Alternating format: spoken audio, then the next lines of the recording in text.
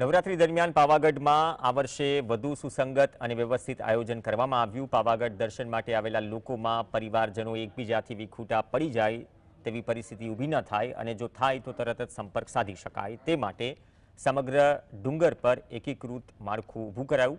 દરેક થોડા અંતરે લાઉડસ્પીકર્સ ગોઠવી અનાઉન્સમેન્ટ સિસ્ટમ કાર્યરત કરાઈ છે। દર વર્ષે ગુજરાત ઉપરાંત મધ્યપ્રદેશ, રાજસ્થાન, મહારાષ્ટ્રમાંથી મોટી સંખ્યામાં દર્શનાર્થે લોકો પાવાગઢ આવે છે અને તેમની વચ્ચે વિખૂટા પડી જવાના અનેક બનાવો પણ બને છે।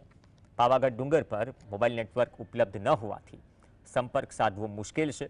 આ સમસ્યાને ઉકેલવા માટે વહીવટીતંત્ર, પંચમહાલ પોલીસ અને મંદિર ટ્રસ્ટ દ્વારા એક સુસજ્જ અને વ્યાપક નેટવર્ક ઊભું કરીને ધ્વનિ પ્રસારણની વ્યાપક વ્યવસ્થા કરી રહી છે।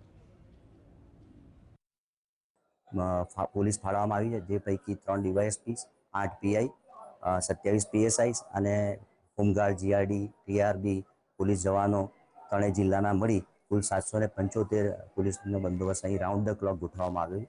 એટલે સમગ્ર પૂનમ સુધી રાઉન્ડ ધ ક્લોક આ બંદોબસ્ત લોકોની સલામતી અને સુરક્ષા માટે ડિપ્લોય કરવામાં આવે છે।